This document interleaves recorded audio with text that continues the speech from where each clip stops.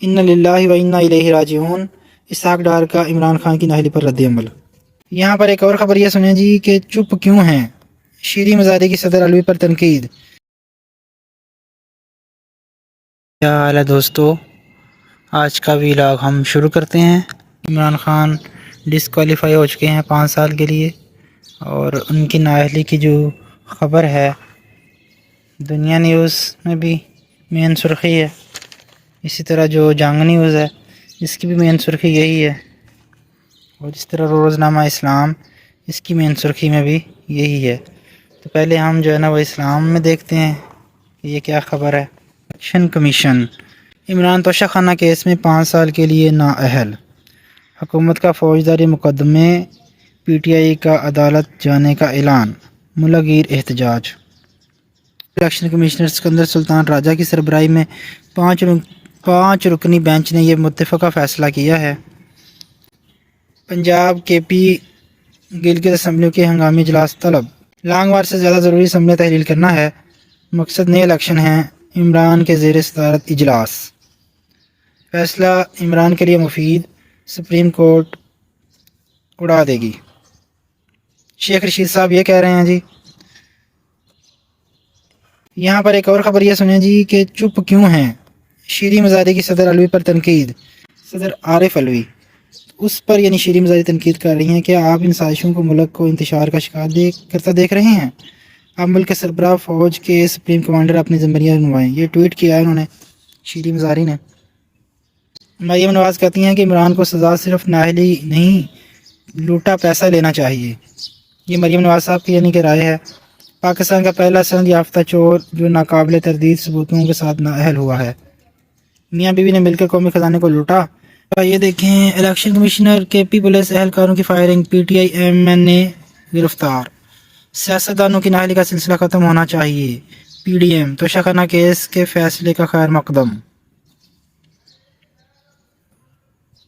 شاہ محمود وزیر بننے کے خواب کی تعبیر کے منتظر ہیں۔ شاہ محمود قریشی صاحب کہہ رہے ہیں کہ پارٹی عمران خان کی ہے، انہی کی رہے گی۔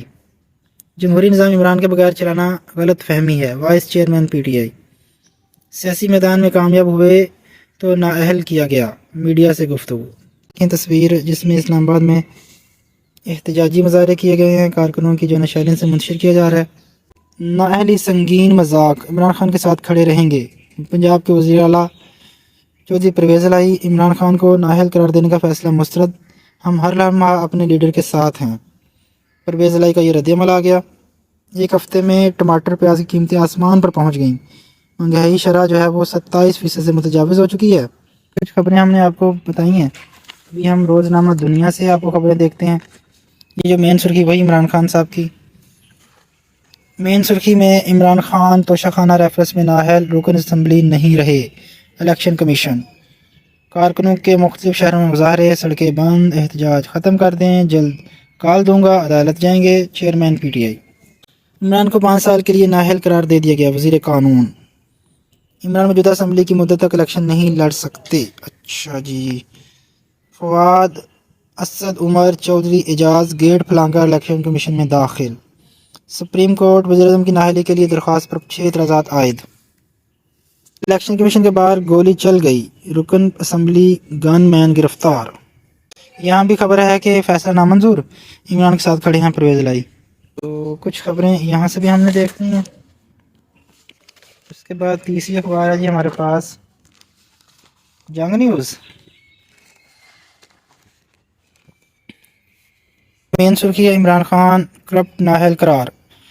آئین کے آرٹیکل 63(1)(b) کے تحت عوامی نمائندوں کے اہل نہیں، نشست خالی قرار دے کر ضمنی انتخابات کرانے کی سفارش۔ توشہ خانہ ریفرنس میں الیکشن کمیشن کا متفقہ فیصلہ۔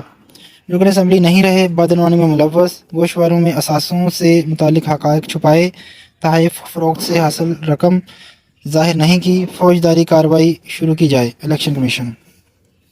تو فیصلے کے خلاف ملک کے مختلف شہروں میں مظاہرے بھی ہو رہے ہیں، فیصلہ ہائی کورٹ میں چیلنج کریں گے۔ صداقت و امانت کا بت پاش ہو گیا، سند یافتہ چور رنگے ہاتھوں پکڑا گیا۔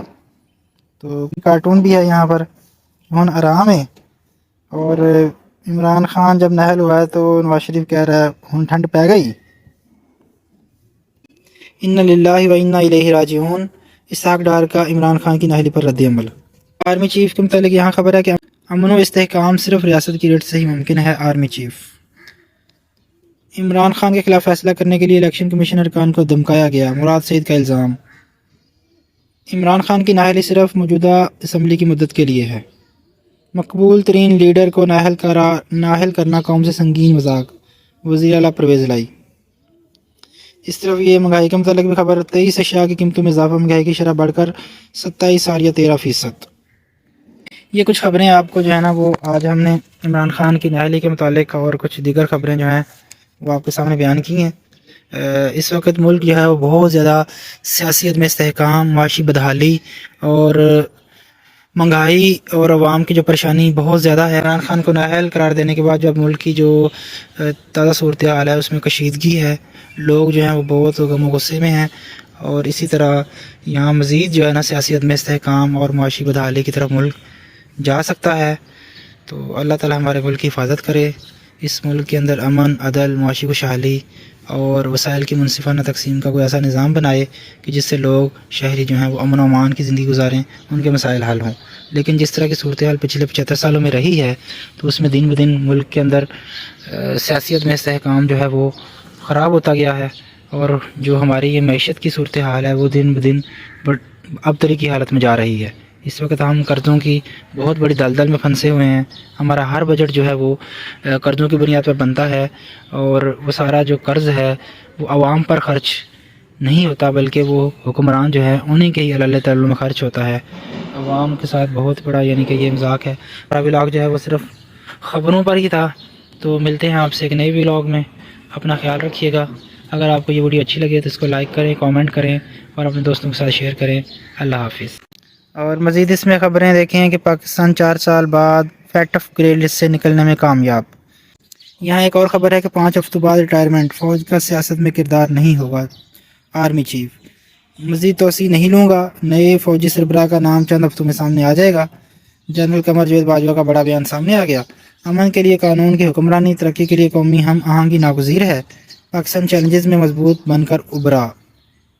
NDU میں خطاب ہے ان کا، آرمی چیف صاحب کا۔ یہ وہی خبر ہے، FATF نے پاکستان کو گرے لسٹ سے نکال دیا، قوم کو مبارکباد، مزید خوشخبریاں آئیں گی۔ اس کے بعد آرمی چیف صاحب کا بیان، 5 ہفتے بعد ریٹائر ہو جاؤں گا، فوج اب سیاست میں کردار ادا نہیں کرے گی۔